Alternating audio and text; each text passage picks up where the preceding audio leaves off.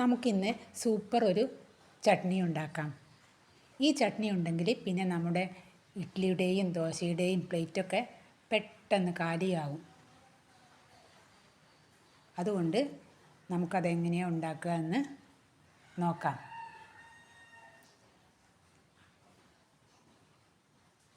ഞാനിന്നിവിടെ ദോശയാണ് ഉണ്ടാക്കിയത്. അതിൻ്റെ കൂടെ കഴിക്കാൻ വേണ്ടിയിട്ടാണ്. ശരി, അതിനായിട്ട് ആദ്യം ഞാൻ അരമുറി തേങ്ങയാണ് എടുത്തിട്ടുള്ളത്. അരമുറി തേങ്ങ നമുക്കൊരു മിക്സീൻ്റെ ജാറിലേക്ക് ഇടാം. പിന്നീട് ഇതിലേക്ക് ഒരു 4 പച്ചമുളക് എടുത്തുക്കണം. ഇത് ചെറുതായതുകൊണ്ട് ഞാനൊരു 5 എണ്ണം എടുത്ത് പച്ചമുളക് നമ്മളെ എരിവിന് വേണ്ടിയിട്ട്. പിന്നീട് ഒരു 4 ചെറിയ ഉള്ളിയും, പിന്നെ 2 വെളുത്തുള്ളി, ഒരു ചെറിയ കഷ്ണം ഇഞ്ചി. വെളുത്തുള്ളി വേണ്ടവർക്ക് ഒന്നെടുത്താൽ മതി.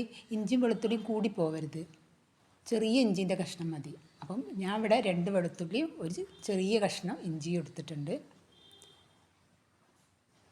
പിന്നീട് ഇതിലേക്ക് ഒരു ചെറിയ കഷ്ണം പുളിയും കൂടുതൽ വേണ്ട, ചെറിയ കഷ്ണം എടുത്തിട്ടുള്ളത്. ആവശ്യത്തിന് ഉപ്പ്,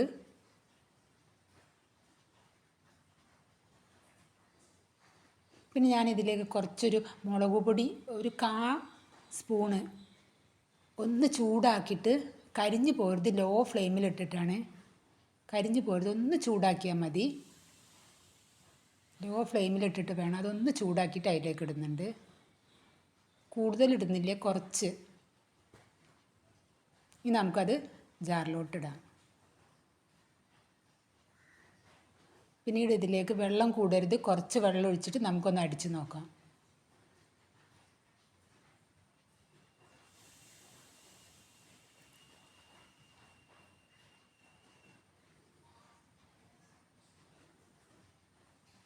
ജാറ് തുറന്നപ്പോൾ ഞാൻ കുറച്ചും കൂടി വെള്ളം ഒഴിച്ച് കൊടുത്തിട്ട് ഒന്നും കൂടി അടിച്ചെടുക്കുന്നുണ്ട്. ഒന്ന് സ്പൂൺ കൊണ്ട് ഇളക്കിയ ശേഷം നമുക്കൊന്നിത് അടിച്ചെടുക്കാം.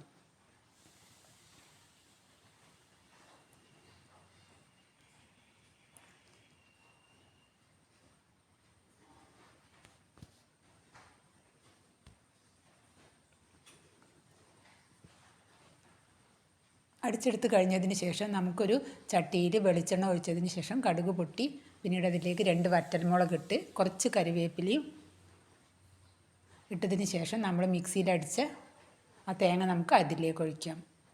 ഇത് തിളപ്പിക്കണ്ട, ചൂടാക്കി എടുത്താൽ മതി ഒന്ന്. ഇനി നമുക്ക് ആ ജാറൊന്ന് കഴുകിയ വെള്ളം അതിലേക്ക് ഒഴിച്ചിട്ട് ഒന്ന് ചൂടാക്കിയിട്ട് നമുക്ക് സ്റ്റവ് അപ്പം തന്നെ ഓഫ് ചെയ്യാം.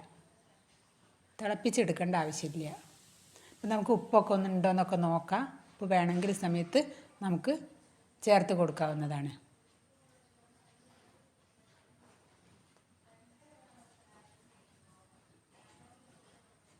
ഇനി നമുക്കിത് ഒരു പാത്രത്തിലോട്ട് മാറ്റാം.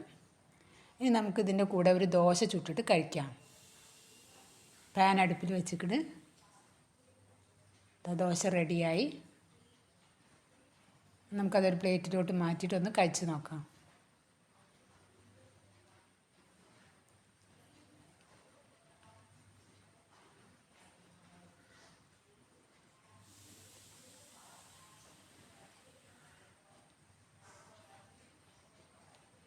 സൂപ്പർ ടേസ്റ്റാണ്. എല്ലാവരും ഇതൊന്ന് ഒരു പ്രാവശ്യമെങ്കിലും ഉണ്ടാക്കും.